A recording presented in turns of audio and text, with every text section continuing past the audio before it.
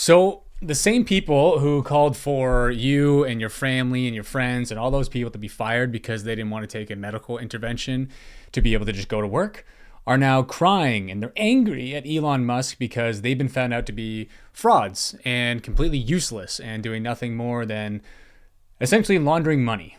Elon Musk has aimed Doge right at USAID, or the AIDS of the US. And it's caused quite a stir, and rightfully so, because people are seeing finally, they're being able to follow the money finally of all the things that we have posited about things being essentially money laundering and this unbelievable corruption within the government and how our tax dollars are actually used. And now we are finally seeing it. And the people who are in charge are not impressed, particularly a man named Gordon Brown. I just want to start off with his tweet because this just shows the disconnect between these people and your everyday citizen like us. He says, "Be clear about what Trump and Musk's aid acts will do. People will face terror and starve. Many will die." Okay, Gordon, let's just dive into your background real quick. Just a little bit of what you're up to and who you work for. So he is the United Nations Special Envoy for Global Education, and he's also involved with the World Health Organization's Ambassador for Global Health Financing. Oh, and USAID also allocated approximately $21.4 billion to programs implemented through the United Nations and other international organizations, which include the WHO. So this is, again, the disconnect between these people and the people whose tax money they take to be able to fund some of these things. And it is exploding online, particularly when, and this is what really drives me up the wall with this stuff, because we all know this, but the thing that's incredibly frustrating is that you know people and I know people in our everyday lives that believe some of these things wholeheartedly, and they buy it hook, line, and sinker. And the issue is, like, they're good people. Like, they're people that we love and we care about, and they don't understand that a lot of these things, as I'll point out here in a second, are complete fabrications. Like, they are things that are dreamt up in boardrooms. And then these people use your tax money to fund those things. And then they get people like your average everyday person to love and care about these things and make it a part of their human existence that, you know, they must support the current thing. And not realizing that all of it is just, again, dreamt up in boardrooms, and these people just make it happen. They push it out into the world. What do I mean by this? Well, there's a girl, Nancy Mace. She's been asking a lot of questions in Parliament about, or in government, sorry, Congress, speaking as like a Canadian here, but in government, about how ridiculous some of these programs are and what we are spending our money on. And I just want to point out a few of those here. And there's been a lot of pearl clutching over the last several days from my colleagues across the aisle on Donald Trump, Secretary Rubio, the Department of Government Efficiency's plan to reorganize the U.S. Agency for International Development, or as we all now know, USAID. They're screaming about Elon Musk over there, but hey, George Soros and his boy are okay. You know, they scream that we're all a threat to democracy when they've been systematically dismantling democracy before our eyes. They've been caught with their hand in the cookie jar, and there's no going back. So I would tell my colleagues across the other side of the aisle, take your salty tears and sit right back down. USAID has long strayed from its mission to effectively and efficiently administer aid to advance American interests. USAID has become rotten to its core, sacrificing the prudent use of taxpayer dollars at the altar of advancing radical, sinister social and political agendas abroad. From discriminatory DEI initiatives to extreme gender ideology to marginalize real bona fide biological women. For decades, while homeless veterans sleep on our streets, our communities rebuild from natural disasters, and American families struggle to get by, USAID has pillaged and plundered the American treasury, essentially lighting American taxpayer dollars on fire, funding some of the dumbest, I mean stupidest, just dumbest initiatives imaginable, all supported by the left, and that's why their party is crumbling. Today I'm going to expose some of the initiatives USAID has funded over the years and ask each of you a yes or no question. If you believe these expenditures of American taxpayer dollars put America first. So it'll be yes or no. USAID awarded $2 million to strengthen trans-led organizations to deliver gender-affirming health care in Guatemala. So to each of you this morning, does this advance the interests of American citizens paying for trannies in Guatemala to the tune of $2 million? Yes or no? Governor? I have no position. Of course you don't. Is this real? Is this real life? What are we doing? What are we talking about? We're spending money overseas or wherever to push trannies and educate. Like, this is just unbelievable that we are in a world where we're discussing this. Do you know what I mean? Like, we're spending money, and this is my point, is we're spending money on this. These people believe that this all spontaneously happened. The goodness of everyone's heart at the same time realized that transgender people are, insert talking point here, where they don't realize that this is systematically funded by people that benefit from this. Here's a great example. When you create a business, you need repeat customers, right? You need people to continuously buy your product. There's things called like lifetime value, things like that are measured within the business of whatever it is you're producing. Coca-Cola needs people to buy more and more and more. They need to market and all that kind of stuff. What do you think happens when someone goes through a procedure for which the rest of their life, they need your product, period? There is no if, ands, or buts. Their body doesn't produce naturally what your product does. Obviously, they benefit from people doing certain medical interventions so that they need their product their entire life. Do you not think that people in boardrooms make that necessary conclusion? They don't come to that conclusion. You have to, people, their job is to, in car manufacturers, understand that, oh, if we use this material versus this material, maybe it will crumble more and there might be a death here, might be a death there. What's the cost benefit ratio of using this product versus this product? If we get sued for someone losing their life using this one, what's the cost benefit ratio? Okay, it's within our metrics. Let's go for this one as opposed to this one. Like, these are conversations that have at high levels of businesses. And you don't think that these people have these conversations about what's happening in the world with these kind of topics? Like, if someone does something like this to themselves that is irreversible in their life, and you own a company that directly, beneficially, or monetarily benefits from that, you don't think that they're having that conversation? And then they would fund the projects to be able to further that education and then pump it into the media about this being a viable, like, actual thing that people are talking about. These people dream these things up in boardrooms. They want to make money, and then they use these things like USAID to then fund the propaganda to be able to have this be socially accepted in the world. And this is the issue, is like, we then have people that believe that hook, line, and sinker, that these things are natural, they're grassroots. People are naturally waking up to this stuff. They're being bought and paid for, and then they don't have any answers for them.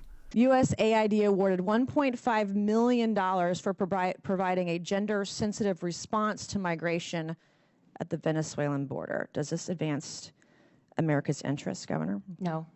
No, I have no position.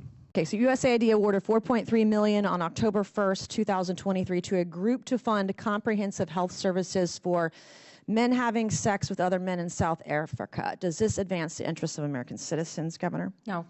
No, I have no position. I bet you don't. Okay.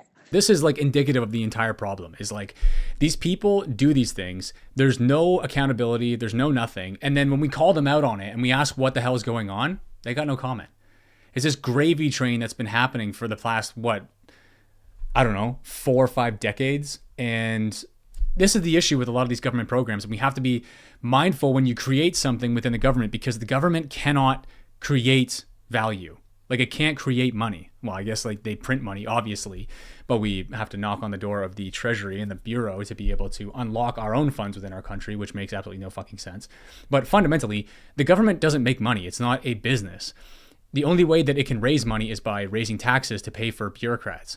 And then when we create these kind of jobs within the government, the issue with a lot of this stuff is, anytime that you create an industry, you create the self-perpetuation of that industry.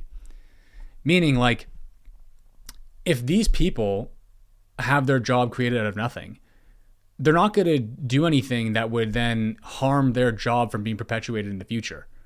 You know, like this is the issue with healthcare, why they call it sick care, is because when you have an industry based on keeping people healthy or getting sick people to be healthy and they won't be a customer anymore, then it disincentivizes you to actually make people healthy. This is the whole issue with the healthcare system that everyone points out, obviously. So when you have people like Ian Carroll point out about where 93% of all of the USAID funding is coming from, and it's going directly to big pill, essentially, this is where it gets unbelievably frustrating, because you realize that these things aren't free market. This is what drives me nuts about this stuff. Is like, oh, it's a free market capitalism and we live in the West and that's the free market. This isn't free market. When these things happen, and the only way to make them happen is to propagandize people and take your money that you've earned and then use that money to program you to care about certain things, and then things like pharma companies and all that kind of stuff and then things like big pharma companies getting your hard-earned tax money and getting those breaks to be able to further their own businesses. That's not the free market. This is what is so incredibly frustrating about this. And even like the social media companies and stuff like that, when they only turn a profit when they take a contract with like the CIA or other three-letter agencies, none of this is free market. I think this is what is exposing people to, because this is unbelievable how much a certain pharmaceutical company or just big pill company has been funded by USAID.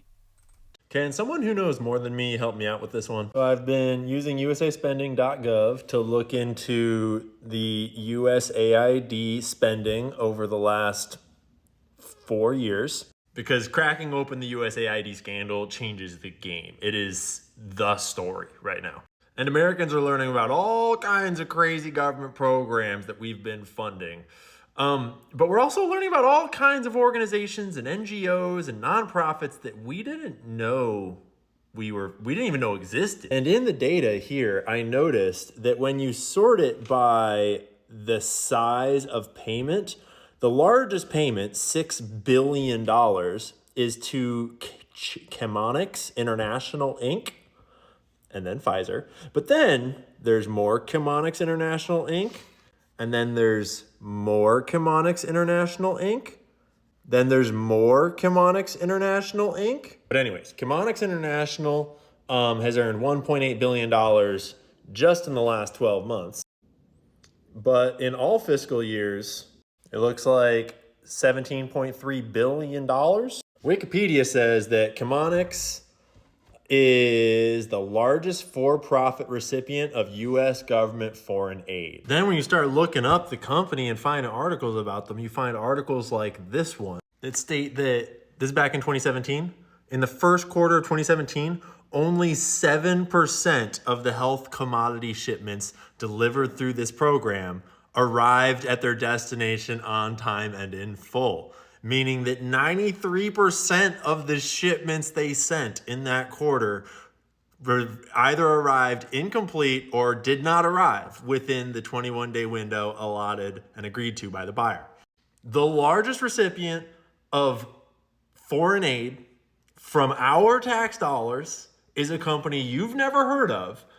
And when they're using that massive share of our tax dollars, only 7% of the shipments they're sending are making it to their destination. At the time, this was USAID's largest ever contract. And the free market will have a person who just wants to like help people get healthy by juicing or something like that, has to go up against this Leviathan. And then, oh, if anyone claims that they are able to help certain people in certain ways, they have to like move out of the country. Like, this is consumerism at its finest. This is rigging the system so that you have people in these massive corporations being able to just self-perpetuate their own importance and then use your tax dollars to become addicted to the products, to say it, you know, as easily as you can without getting banned or anything like that. It's just, this is the issue with a lot of this stuff, is like, none of this is grassroots. None of this is actually natural. Like, this is all planned in boardrooms and things like that. Not to mention the fact that while you can't get an education in your own country because you can't afford it, we're sending over $100 million to Tel Aviv for their education system. So while you become a debt slave for the rest of your life in your own country, other places get millions of our tax dollars for their universities and to get educated. How is this any other way? How can you view this any other way than just treasonous? It's unbelievable because you have that. And then you have people like George Soros, who, as we all know, has some very interesting connections with all these different things. But what people say is he's used his vast wealth to subvert America. And then you realize that, no, actually, he used your wealth to subvert America because he's been given over $260 million of your tax money, almost over a quarter of $1 billion, to do whatever he wants to do to further his agenda. Like, this is where it's treasonous because he's breaking the foundations of a lot of ways of America. But, you know, we didn't know this stuff until now. I mean, we did, but the great part about this stuff is this actually shows the connection between, like, follow the money, and you can see that these things are connected. Because people who know this, who know how to notice patterns and all that kind of stuff, we've been able to say this, but when you have like verifiable proof like this, I know most people in, you know, their own families and friends that have people like me and probably people who are watching this, I think you're crazy. But when you actually are able to show people this, it gets way harder to turn a blind eye to, although some people will. But then you also have, this is where it becomes treasonous too, is because you have actual things like Black Lives Matter being funded by USAID. Not only that, you also have the people who ran that, where, you know, you could imagine the usual suspects that were running that, but also the people who are like the useful idiots within that, being able to buy mansions and things. So there's that issue. But then there's the actual issue of like businesses were burnt to the ground. And you have the government with USAID funding those organizations. It's just madness. And that was, you know, Obama, Hillary Clinton, all that kind of stuff. And then you have the Clintons, which just happened to fall. These things just attract, or they just like become in the vicinity of a lot of these weird little things that happen in the world. They just seem to always kind of be connected to them. But there's also ties that Chelsea Clinton was raking in about $84 million from USAID. And I think there was another thing that was like $100,000, even like $1 million or something like that for like her wedding and like her dress and things. It's absolute unbelievable madness that these things are happening. Not to mention, and this goes back to what I was talking about with healthcare and all that kind of stuff. You have a story here that Congress funneled $516 billion into expired programs with zero oversight in 2024. The CBO just revealed that Congress spent $516 billion in 2024 on programs with expired authorizations, some dating back over 40 years. If we had a government that actually cared about us and actually cared about our well-being, how good could we have it? You know, like if they taxed us beneficially and used it to actually help us, what could our whole society look like? And it just makes you think, like, the reason why everything sucks now, it's not any better than it was 50 years ago, is like intentional. Like, we couldn't use this money to make our own societies better. And that's the biggest thing that I kind of want to get across here is like, when you have these government programs, like with anything, when you create the thing in itself, it automatic, there's nothing you can do about it, it automatically creates the self-perpetuation of the thing in itself. So when you have these government programs, the reason why people are crying about this, meanwhile, they're the ones that said like, oh, just deal with it if you don't want to have a medical intervention to go back to work. They don't want the gravy train to stop. So it's like their job literally is to take your money and find stupid fucking places to put it. That's their job. And so they grow that bigger and bigger and bigger and bigger. And they've been doing this for just decades now, and we're starting to kind of see it. And the ironic thing is, with this and the Treasury failing audits for, you know, every single year that there's been audits and all that kind of stuff, they do this stuff, they mismanage all these funds, they do all this stuff. But if you don't file your taxes the right way, you're fucked. You are fucked. And they can track all of that shit. Not to mention all the stuff they're implementing now to be able to track a lot of other things. But God forbid we ask to see their numbers.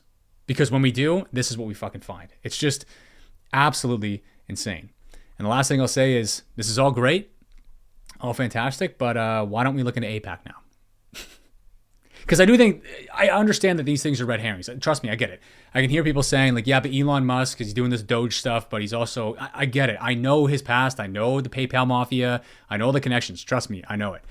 But I do know how this can be viewed as like a red herring for a lot of other things. And I get that, but I do think more transparency is better. And people, like average everyday people, maybe people who are more normies but are kind of waking up now, this is huge. I think this is absolutely massive, but it doesn't negate the fact of, other countries that are within our country that are able to pull the strings. And I think that it's time to look into some of those, and maybe the tides are turning for something like that.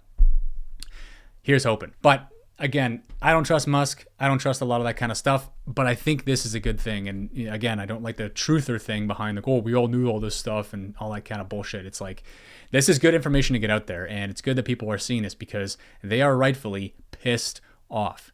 And I think it's awesome. So thanks so much for watching this. Watch some more of the stuff here if you're interested. Thank you a lot for watching. I appreciate it. Like and subscribe if you really liked it. And we will see you guys on the next one.